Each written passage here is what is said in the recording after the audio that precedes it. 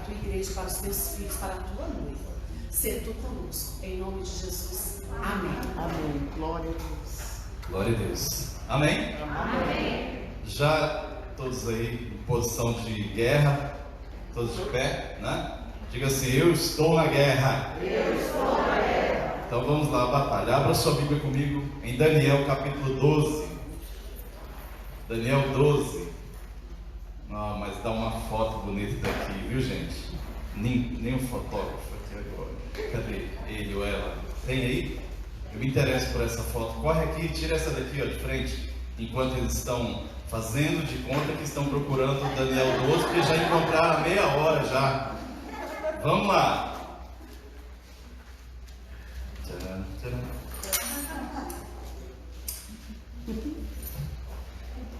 Irmãos, finjam que não é foto, tá? Olhem para a Bíblia. Ele está se organizando ali. Enquanto isso, eu vou ler. Oh, que legal. Nesse tempo, há de se levantar Miguel, o grande príncipe. Ainda tem pessoas procurando, desculpa. Eu achei. Ah, tá foto. Ô, pastor, eu não entendi, desculpa. Agora retomamos. Nesse tempo levantar-se-á Miguel, o grande príncipe que se conserva junto dos filhos do teu povo. Será um tempo de tal angústia qual jamais terá havido até aquele tempo, desde que as nações existem. Como diz o Mateus, meu Deus. Mas nesse tempo, o teu povo escapará. Aleluia. O texto duro, mas fica bom na penúltima linha. Ele talvez seja só até aqui. Isto é, todos os que se encontrarem inscritos no livro. Pode sentar-se no seu lugar em nome de Jesus. Aí você coloca a sua Bíblia assim com todo cuidado no seu colo e dá o melhor aplauso desse mês ao Senhor. Só porque Ele é digno. Aleluia. Glória a Deus. Glória a Jesus. Glória ao Senhor. Nesse tempo se levantará Miguel, o príncipe do Senhor. Que tempo será esse? E aqui o texto já traz uma resposta para a gente, dizendo que ele vai se levantar a combater. E o texto diz que será em tempos de grande dificuldade, de grande tribulação, que jamais o mundo experimentou. Diante de tudo que o mundo já experimenta, guerras, rumores de guerras, terremotos, maremotos, pestes, fome, mortes. Hoje nós vamos sem para ver se eu consigo. Mas obrigado pelo suporte. Desculpa.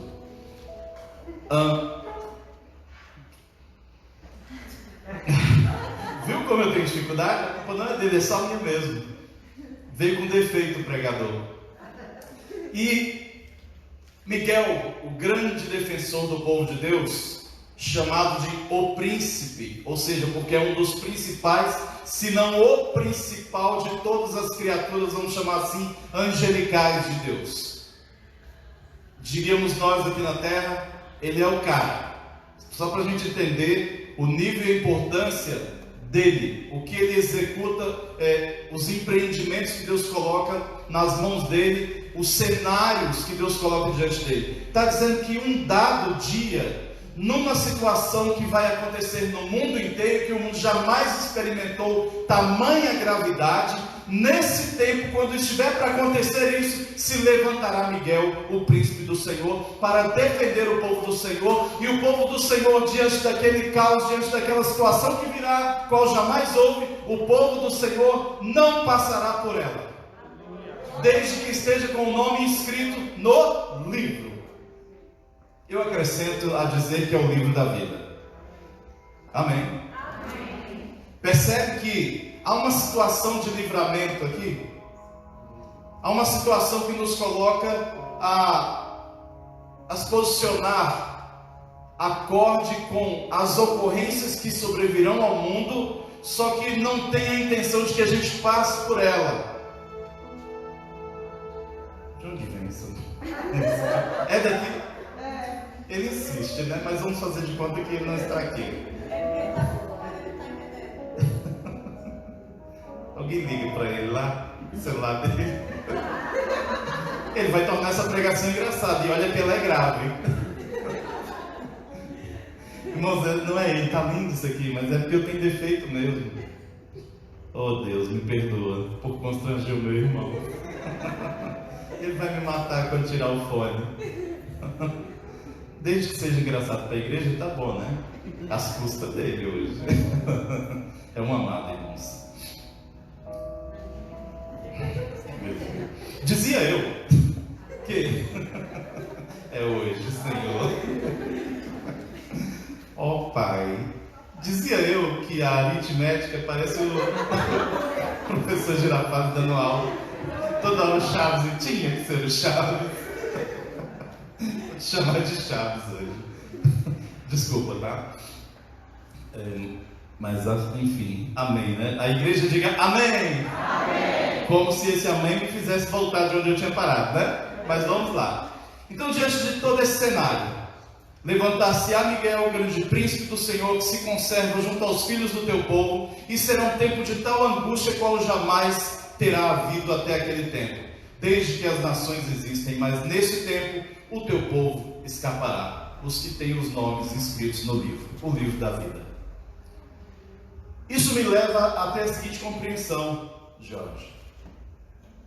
A compreensão seguinte de que há um trabalho de vamos chamar de anjo para facilitar a linguagem, um anjo principal do Senhor, que trabalha desde sempre em defesa do povo do Senhor, e que ele tem uma missão de, na iminência do caos acontecer, ele executar um trabalho, se levantar com os dele, milícias e milícias de anjos e seres do Senhor e príncipes do Senhor, para um combate em defesa do povo do Senhor. Espera aí, será anjos combatendo contra homens para que o povo de Deus, nós estamos falando da igreja, a igreja seja impedida de passar por um caos iminente que ocorrerá no mundo inteiro e jamais aconteceu? Não. Se a gente compara esse texto, e podendo colocar aí, Apocalipse capítulo 12, o versículo 7 ao 17, a gente vai entender esse cenário se organizando. Se tiver fácil, olha, já está. Então houve grande guerra, onde? No céu. É nesse céu que a gente vê, tá? Miguel e os seus anjos batalhavam contra o dragão. E o dragão e os seus anjos batalhavam, mas não prevaleceram, e nem mais o seu lugar se achou nesse céu. Pode prosseguir. E foi precipitado o grande dragão, a antiga serpente, que se chama o diabo e Satanás, que engana todo mundo, foi precipitado na terra, e os seus anjos foram precipitados com ele na terra. O negócio que vai estar estranho. Olha onde eles caíram. Tem mais? Então ouvi uma grande voz que do céu dizia: agora é chegada a salvação e o poder e o reino do nosso Deus e a autoridade do seu Cristo, porque já foi lançado o acusador de nossos irmãos, o qual diante do nosso Deus os acusava dia e noite. Prossegue. E eles o venceram pelo sangue do Cordeiro, pela palavra do seu testemunho, e não amaram as suas vidas até a morte. Prossegue. Pelo que? Aqui eu me detenho. Alegrai-vos, ó céus, e vós quem? Vós os que nele habitais. É o primeiro momento em todo o livro de Apocalipse de João que aparece a presença de habitantes do céu. Em nenhum momento os anjos são colocados como habitantes do céu. O único momento que diz aqui, aqueles que habitam o céu, é quando anteriormente, há 2 versículos anteriores, diz: e agora aconteceu a salvação.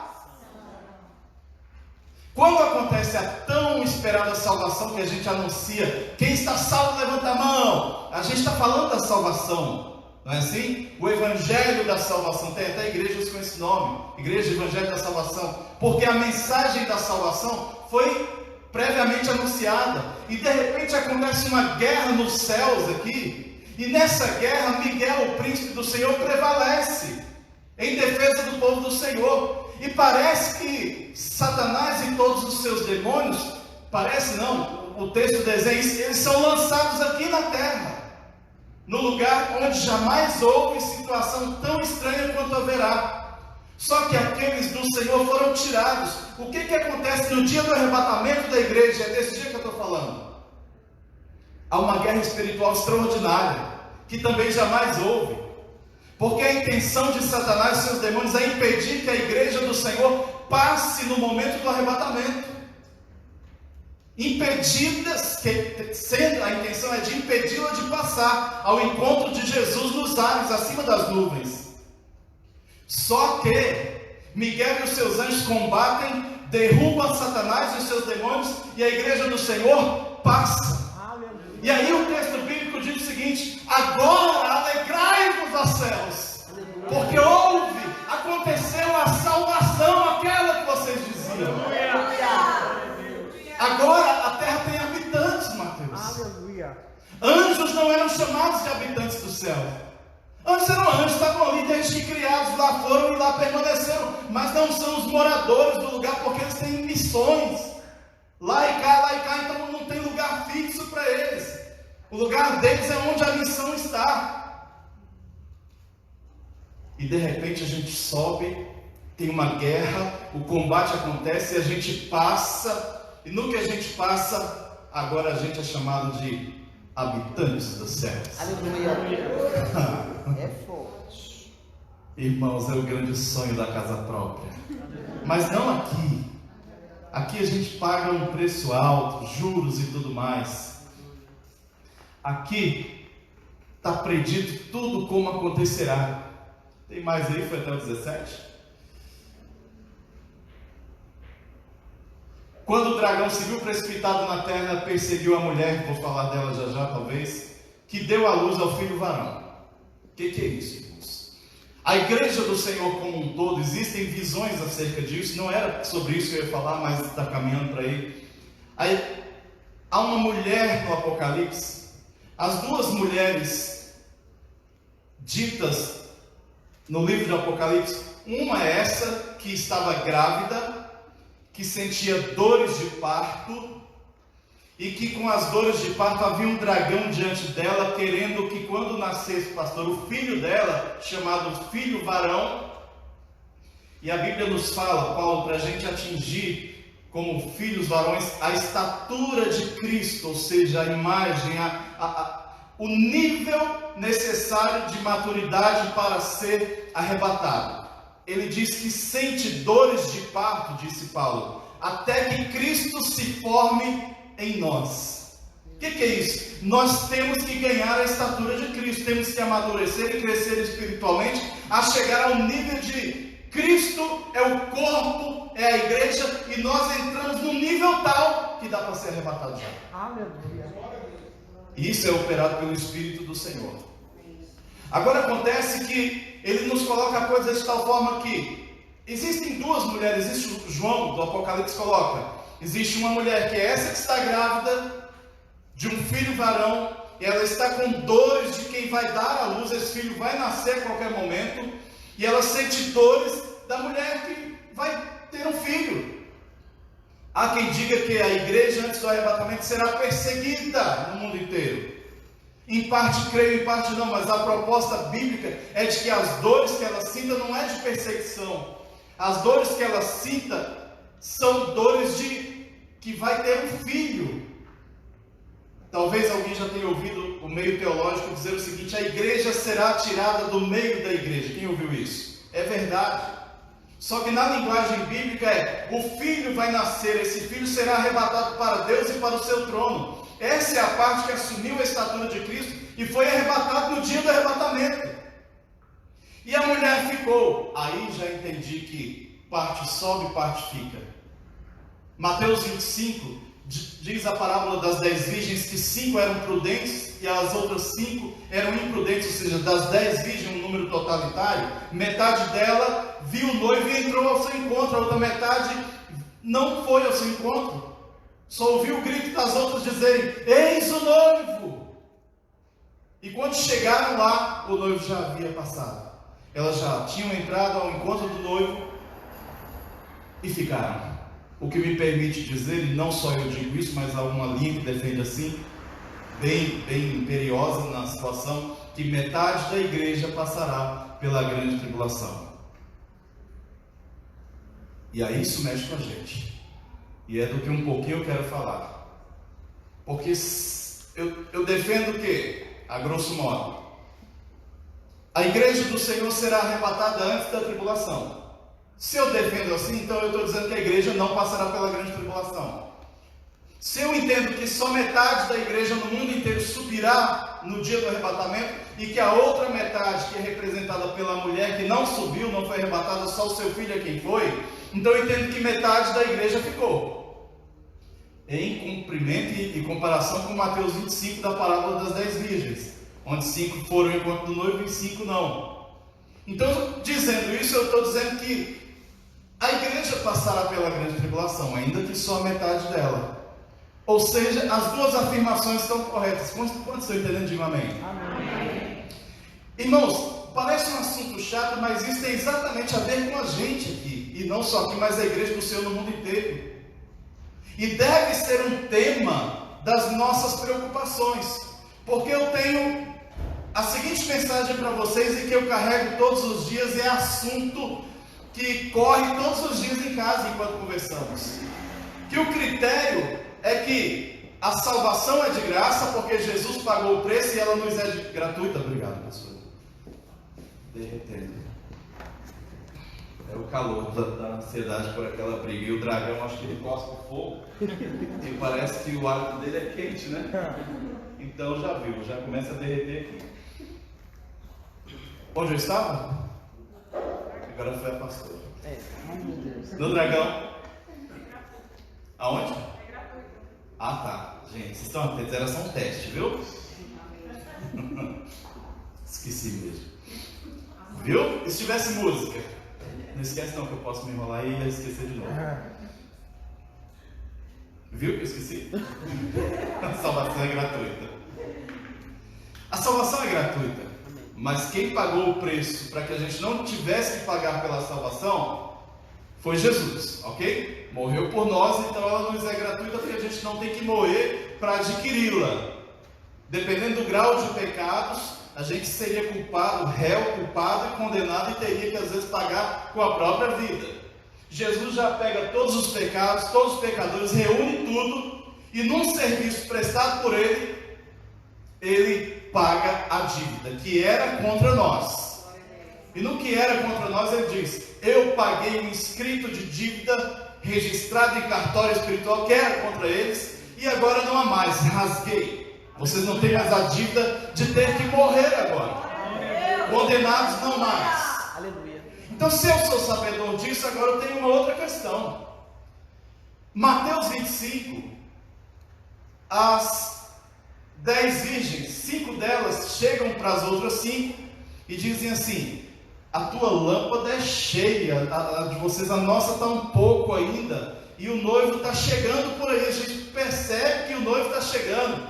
A igreja sente, irmãos, o Espírito imprime sensações na igreja, que fará com que a igreja, nos dias do arrebatamento, aleluia, a igreja se sinta grávida, com dores, de quem está para dar à luz, para ter um filho, e esse filho ser arrebatado para Deus.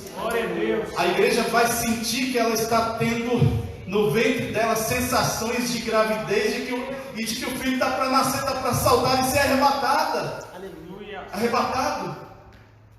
E ela vai sentir um dragão assim, ó, parado diante dela, querendo, diz a Bíblia, tragar o filho para quando este nascer. Só que o filho nasceu, o dragão não viu, porque o filho não nasceu meramente. Ele foi arrebatado para Deus. Aleluia.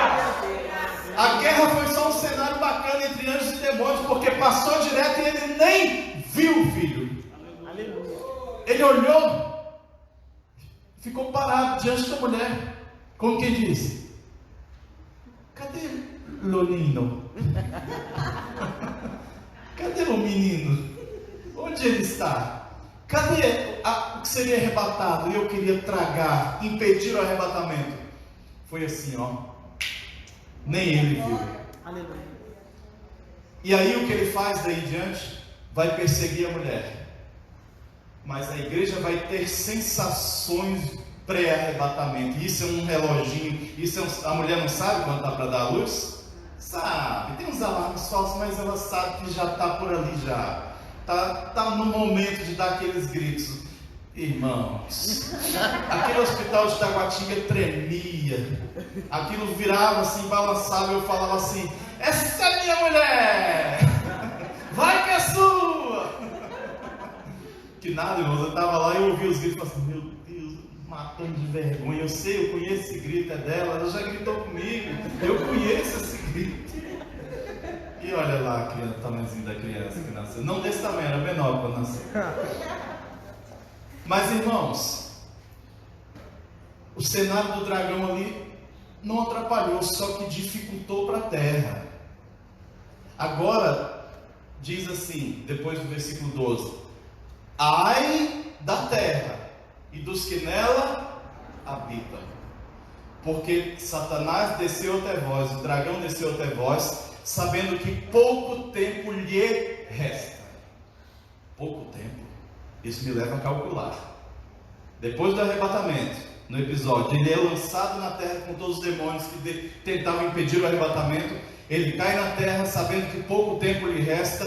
Qual é a duração do tempo da grande tribulação após o arrebatamento da igreja? Em 2 etapas. São 7 anos. Mas a grande tribulação, se olhar por um ângulo, é 3 anos e meio mesmo. Se a gente olhar pela parte da igreja que vai ficar, ela só vai durar 3 anos e meio. Porque ela vai resistir, vai correr de um lado para o outro, para fugir a marca da besta, ou a marca do anticristo, ou um chipzinho aí, um Pix, que é uma ideia bem interessante de não precisar de usar dinheiro impresso. Já é o esquema. O anticristo vai ter uma moeda dele, que ele controle mundialmente. Paulo diz que a operação do erro já está em curso. Ele dizia isso na época dele, 2000 anos atrás. O Pix é a operação do erro. Talvez não seja o erro em si, talvez não seja a marca em si, mas já é a operação do sistema que vai inserir a marca. Talvez um chipzinho na testa, um chipzinho na mão direita, conforme prediz Apocalipse. E a gente pensa assim: não, isso não tem nada a ver com isso, tem tudo a ver com a gente, que a igreja, as cartas são escritas para a igreja. E a gente pensa assim: qual é a proposta? É que eu fique? Apocalipse 3:10. A proposta é que a gente fique. O reforço disso que estamos anunciando em Daniel 12:1 é que, porquanto guardaste a palavra da minha perseverança, também eu te guardarei da hora da provação ou da tribulação, em algumas versões, que há de vir sobre o mundo inteiro, para colocar à prova os que habitam sobre a terra. Eu o quê? Te guardarei, ou te livrarei da hora da provação, que virá sobre toda a terra para provar os que habitam na terra. A proposta é que haja um arrebatamento. A proposta é que haja um livramento. A proposta é que saia do meio. A proposta é que o filho nasça, passe direto e o dragão nem veja. Agora o problema é quem deixa de ser a parte da igreja que compõe o bebezinho que nascerá, que está ganhando a estatura certinha de Cristo para nascer no momento certo, e se torna apenas a mulher que fica. Hoje nós somos a mulher, a igreja. A outra mulher no Apocalipse usa um termo pesado, mas as 2 mulheres citadas em Apocalipse são 2 mulheres. Uma é a igreja até então, de onde nascerá o filho que será arrebatado, e outra é uma que a gente pode mencionar, porque tem criança no ambiente, mas ela usa um termo pesado, que ela leva a vida assim um pouco fácil, o termo assim, que me passa na mente agora. Mas depois, quem não souber, me pergunta no particular que a gente fala. Tá certo? Eu leio o Apocalipse, que vai ser bom também. Agora, ocorre que, se eu sei que a proposta de um evento que jamais ocorreu na terra, que não é para eu passar por ele, porque o Senhor em Apocalipse 3:10 me diz que vai me livrar dele, e em Daniel 1 está falando acerca disso, de que nós seremos livres dele, porque temos os nomes inscritos no livro. Então a proposta é que saia disso e não fique. Até que dá mole? Agora, e se eu ficar? Agora eu passo a pregar para os que vão ficar. E eu não quero incorrer no risco de ficar. O risco de ficar existe, tá, irmãos? Ele é maior do que o de subir. Eu vou dizer por quê. Porque a gente acha, a princípio, que a salvação, por ter sido de graça, para abastecer as nossas lâmpadas, que o azeite é de graça e não é. O azeite para manter a lâmpada acesa está acabando, e as que estavam com suas lâmpadas cheias olham para as que estão com as suas lâmpadas vazias e dizem: vocês estão pedindo o nosso azeite para a gente completar a tua lâmpada que está faltando azeite, e a chama da tua lâmpada está se apagando, e aí você não vai conseguir enxergar o noivo à meia-noite quando ele aparecer.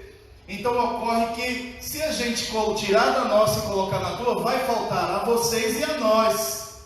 Então ambos seremos pegos de surpresa e não haveremos de ver o noivo. Então faz o seguinte, o que elas dizem para elas: vá àqueles que comprem, daqueles que vendem o azeite. Ah, está querendo comparar azeite e Espírito Santo, então nós vamos comprar batismo no Espírito Santo? Não! Eu estou dizendo que tem que ser pago um preço por isso. E não, o Espírito Santo não cai assim, pá, olha, está caindo o Espírito Santo na igreja, torta e canhoto, vamos lá. Não está. É para quem busca, é para quem ora, é para quem abre a boca, é para quem tem coragem de dar louvores ao Senhor. Aleluia! Por que diz que os tímidos não herdarão o reino de Deus? Os acanhados, os que não se predispõem, os que retrocedem, os que param, os que não usam toda a força que lhe têm para avançar em direção ao Espírito do Senhor. O batismo no Espírito Santo pode acontecer de repente num silêncio total, mas desde que haja uma predisposição interna para querer que ele aconteça. Primeira coisa, aquele dia a gente disse que a parada não era mais com Jesus, era com o Espírito Santo. Agora eu vou avançar um pouquinho, a parada não é mais com o batismo no Espírito Santo, para alguns. A situação agora é para aqueles que querem abastecer-se constantemente daquele Espírito pelo qual foi batizado. Aleluia! Agora, eu presumo que todos sejam batizados, presumo, mas caso todos fossem batizados, a ideia agora é comprar mais azeite e encher a lâmpada, ou seja, existe um preço a se pagar. A gente ouviu e ouve raramente, mas ouvia muitos mais antigos dizerem: joelho no chão, não era assim? Pagar o preço, tem que derramar lágrimas, tem que fazer calo nos joelhos, tem que se dobrar diante do Senhor, tem que se derramar diante do Senhor, tem que fazer com que haja um nível de constrangimento que atrai a presença do Senhor para o ambiente onde você está e ocorra uma movimentação extraordinária espiritual de Deus ali. E a gente pensa assim: dá para levar, dá para levar, dá para levar. E Deus começa a falar com uns e outros por meio de sonhos na madrugada, por meio de visões. Eu vi isso, e vou contar os sonhos que já tiveram. Vou fazer uma fila aqui e vai faltar tempo. Eu sonhei que eu ficava. Quem já sonhou ficando no arrebatamento? Eu também. Por que Deus faz isso com a gente? Para botar medo? Às vezes é bom um medinho, né? Que a gente vê o nível em que a gente está, para despertar. Às vezes a mensagem mais trágica, mais barra pesada, coloca a gente no eixo novamente. Primeira coisa, digamos que a gente suba, porque enchemos as lâmpadas não é tão difícil. Pode parecer, mas não é tão difícil. Você ser cheio do Espírito Santo não é tão difícil. É só buscar isso constantemente, e vai acontecer constantemente. E não deixa baixar o nível, não sobe de novo, compra de novo e enche a lâmpada, vai comprando de novo e mantém cheia até que ele venha. A outra questão é, digamos que subamos todos, aí vem a preocupação: e os meus familiares? E alguns irmãos da igreja que não subiram? Até eram meus parentes alguns. E digamos que Valentina e a Bispa suba e eu fique.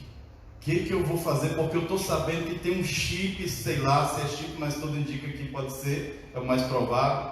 porque eles não iriam dispensar uma boa tecnologia na questão. Ela está bem avante. Daniel disse: olha, a ciência vai avançar demais, vai se multiplicar, vai progredir demais, então acredito que vão usar recurso tecnológico. João disse que será uma marquinha na testa ou na mão direita. Já existe tecnologia pronta para isso, não de hoje, depois de 20, 30 anos já assim, só esperando o momento. Aí eu pergunto: o que fazer para não receber a marca da besta para os que vão ficar? Parece que eu estou condenando os irmãos a ficar, não é isso não, tá? Eu estou dizendo que a possibilidade existe, não existe, se a gente não comprar azeite. E a pergunta: e agora? O que eu vou fazer? Porque parece que não é um bom negócio de receber um chipzinho, uma marca que João diz que é 666, a marca da besta, a marca do anticristo. Não é um bom negócio, porque quem não receber não vai poder comprar, nem vender, nem possuir, nem adquirir, nem negociar, não vai poder comercializar, não vai poder entrar no mercado, receber aquele negocinho na testa ou na mão, igual a gente recebeu aqui na igreja. Quem recebeu aqui hoje? Na testa ninguém mais, né?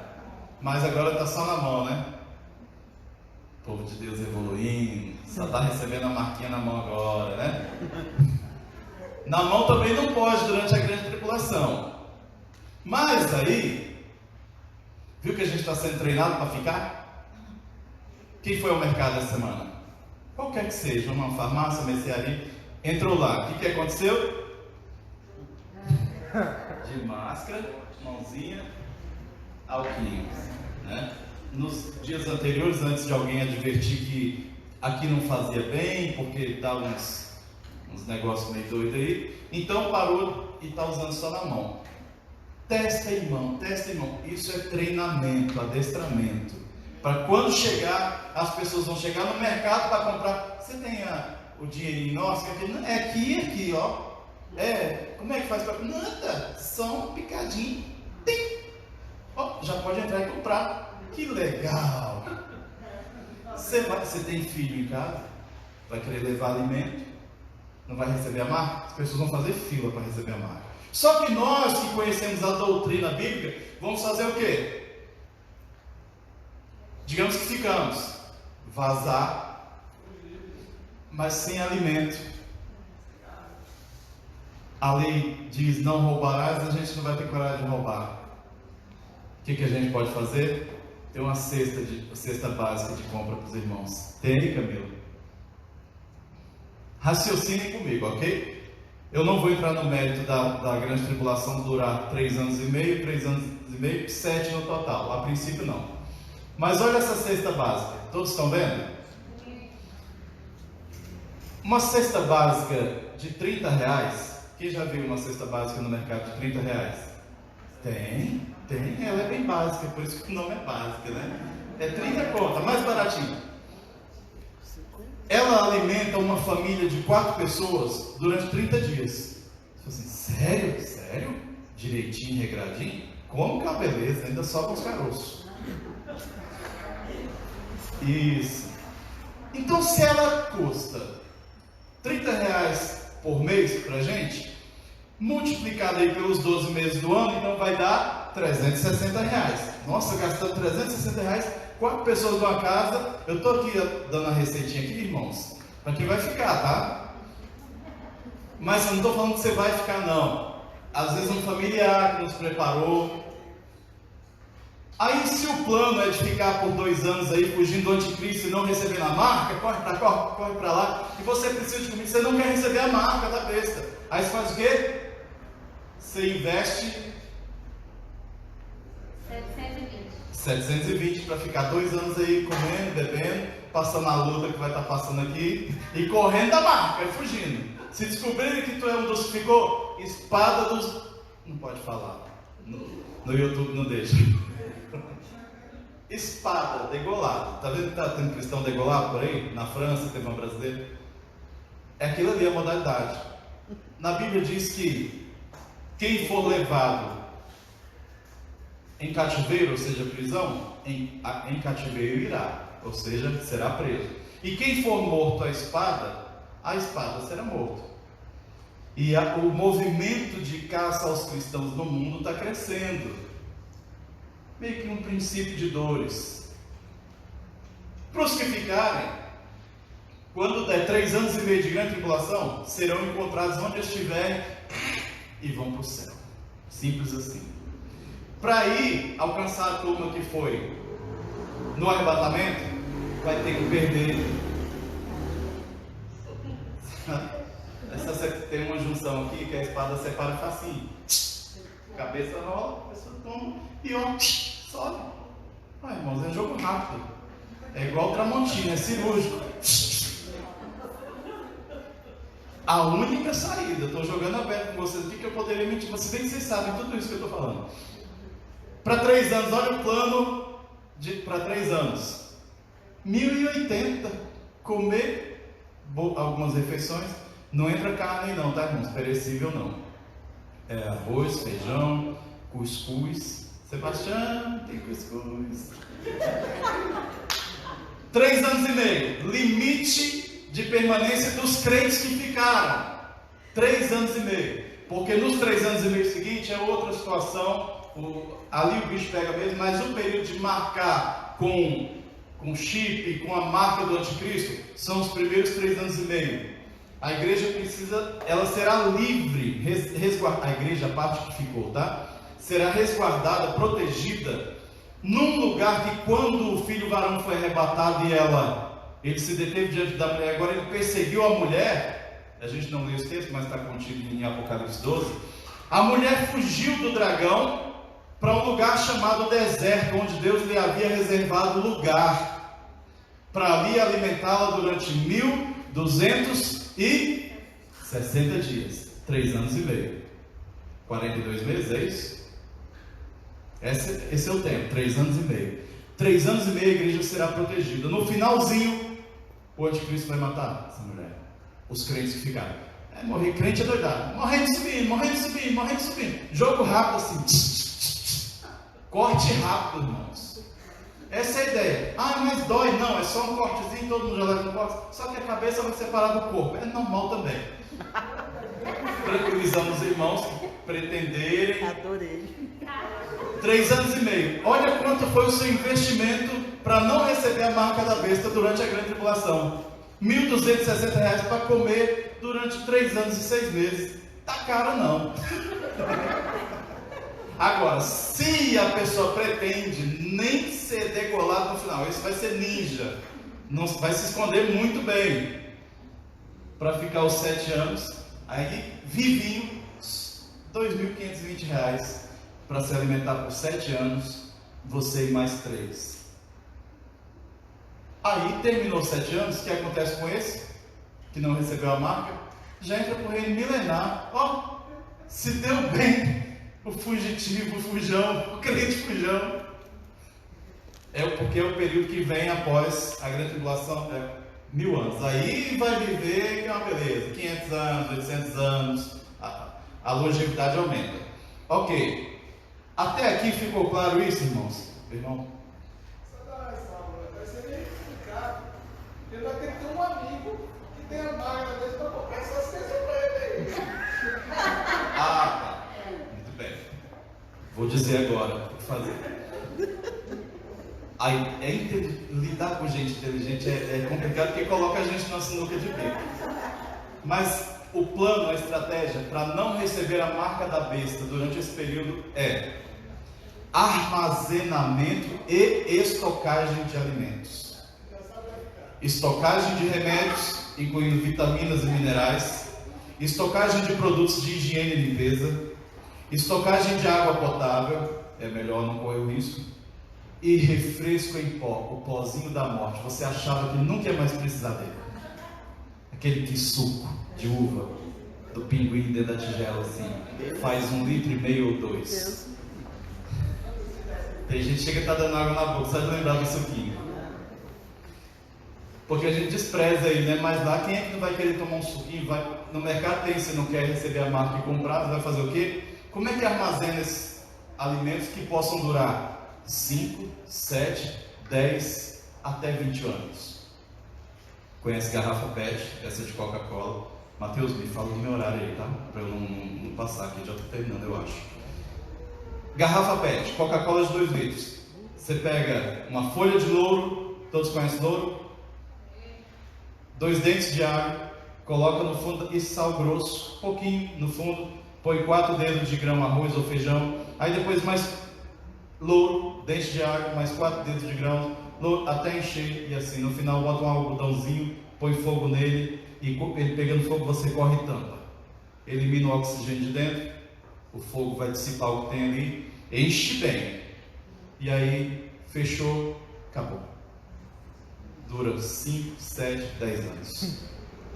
Aí você pensa assim, eu vou fazer essa compra.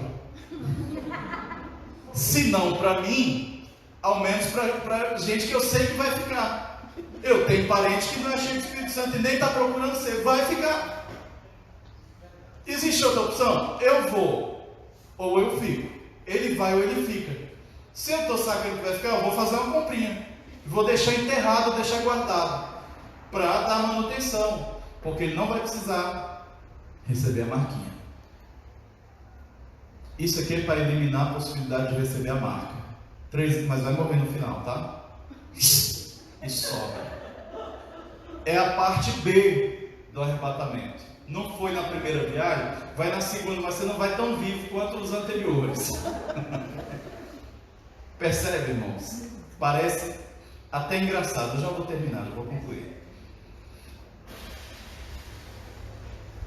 Já foram todos os textos e nem tem mais nada para concluir. Agora é o fechamento. A gente está percebendo, e a gente falou de início do PIX. O Ministério do Louvor estava, já pode se posicionar aqui. A gente falava do PIX, que é esse sistema, o Banco Central de pagar contas e tal, de transferir, de receber, sem precisar de usar dinheiro impresso, porque ele vai acabar. 90% de todas as contas pagas na China aí, pagam sim a partir de uma leitura facial ou um código que a pessoa do caixa digita e você já pagou a sua conta. Nos Estados Unidos já tem lugares que não recebem dinheiro impresso mais. Não, a gente não mexe mais com dinheiro impresso.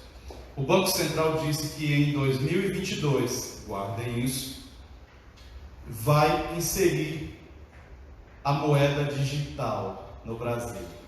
Espera aí, o Banco Central é uma entidade no mundo inteiro, os bancos centrais do mundo inteiro, de todos os países, são conduzidos por uma alta elite que conduz toda a economia do mundo, e eles decidem, os presidentes de bancos centrais executam. E está dito que em 2022, no Brasil, já por volta do início do ano, no Brasil será obrigatório, já será instituído a moeda digital. Outros países já estão avançados nisso. O Brasil sempre é o último a receber as coisas. Então, o Brasil é um reloginho para eu entender que 2022 vai ser sério. E se eles inserem a moeda digital, a gente vai ter que usar, e a moeda vai ter que ter uma identificação, um cadastro, e vai sair cartão, dinheiro, tudo vai deixar de ser, porque vai ser um sistema invisível. E aí, como é que vai ser a tua relação com o comércio? Tudo programadinho, mas o sistema está tudo prontinho. E no Brasil já está dito que em 2022 o dinheiro não é mais um impresso, é digital. E a gente faz o que com essas informações? Ignora, finge que não é com a gente, ou a gente está atento ao cenário mundial o tempo todo? Israel já está costurando acordos de paz com o mundo islâmico, já assim, ó, todo está acontecendo direto. E aí, até que esses acordos de paz se fechem, vai faltar um pouquinho para que o cara que é o cara da paz, que vai trazer paz e segurança sobre a terra, chegue e se apresente como o cara, o anticristo, a besta. Quando isso acontecer, a igreja tem que zarpar daqui. E para a igreja zarpar daqui, ela tem que estar preparada, porque ela vai ao encontro do Senhor. Se vai. E para ir ao encontro do Senhor, ela precisa ter lâmpada e ter azeite suficiente para ver o noivo. E para isso acontecer, a gente tem que botar o nosso louvor ao Senhor para cima, para que Ele nos encha para dentro e a gente transborde e salte como um rio para a vida eterna. E aí a hora que a gente tem que ir na igreja abrir a boca e dar glória a Deus e saltar e dar brados diante do Senhor, porque é tempo de estar vivo, porque a igreja do Senhor está viva. Aleluia! E como uma igreja viva, ela precisa agora buscar se voltar para o seu noivo. Aleluia!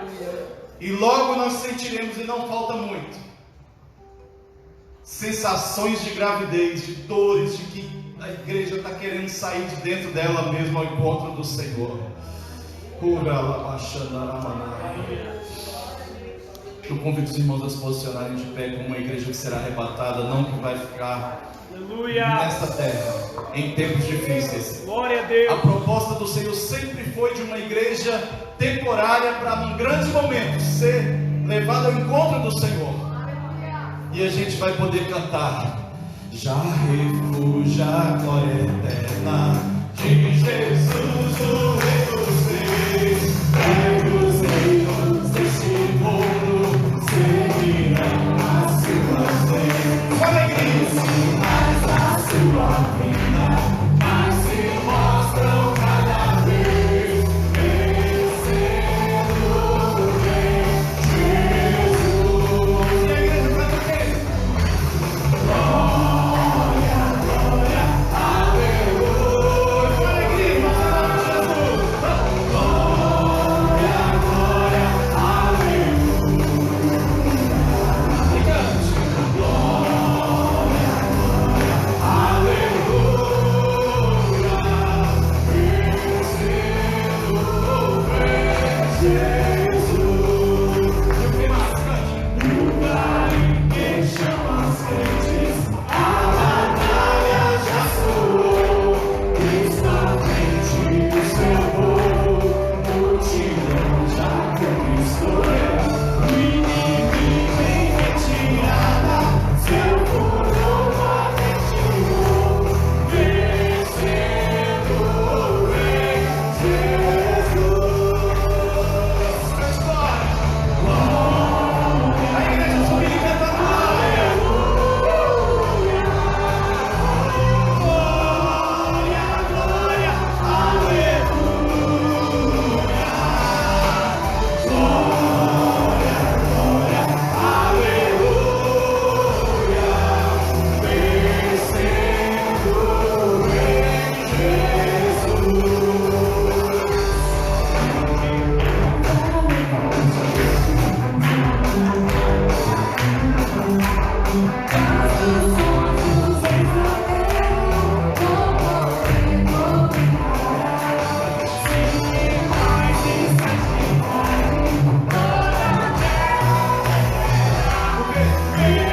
Vencendo o Rei Jesus. Bem baixinho a igreja vai, bem baixinho. Voz daí. Sinta isso, irmãos. Olha você subindo, cheio do Espírito do Senhor, declarando e cantando ao Senhor o noivo, dizendo: eu estou indo ao encontro do Senhor, eu estou indo ao encontro do Senhor. Mais uma vez, igreja. Agora, com certeza de que você subirá. Encha-se do Espírito do Senhor ainda agora. Glória, glória, aleluia. Glória, a igreja subindo ao encontro do Senhor.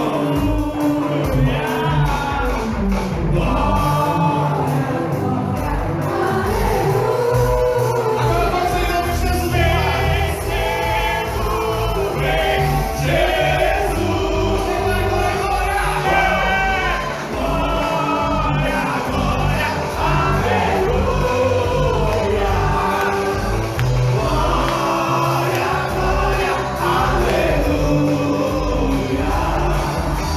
Glória, glória,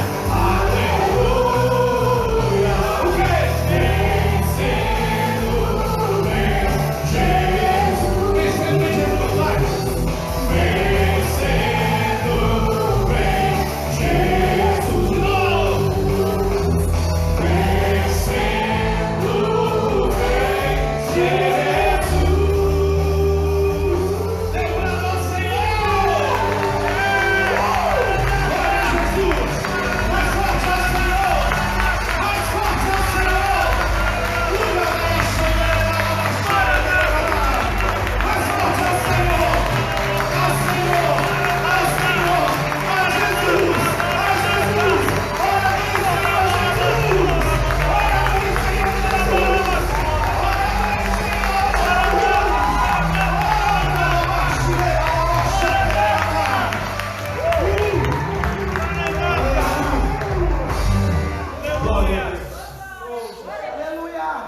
quiser fazer a compra para o parente que vai ficar, é o mínimo que a gente pode fazer. E falar para ele onde está a compra. É para você que vai ficar. Agora, se quiser subir comigo, rachai andando. Encha-se, porque é facinho, facinho. Quer ver? Onde estão as línguas de anjos? Sem muita cerimônia, sem esperar Deus te tomar. Tome o dom que Ele já te deu e usa. Usa o dom que está aí. Usa. Usa, se solte para o Senhor. Se solte para o Senhor. Se solte para o Senhor. Libera o dom de Deus. Os cheios. As lâmpadas cheias. As lâmpadas cheias. As lâmpadas cheias. Libera o dom.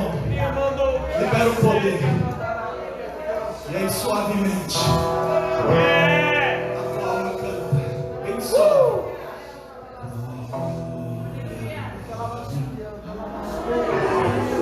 Bem suave, Senhor. Em adoração, isso. Cante com a alma.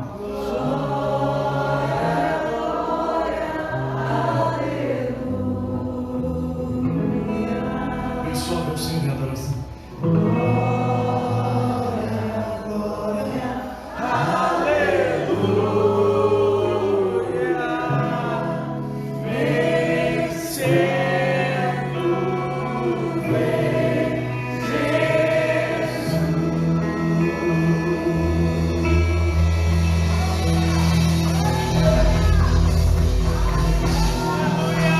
Glória ao nome do Senhor, aplauda o Senhor.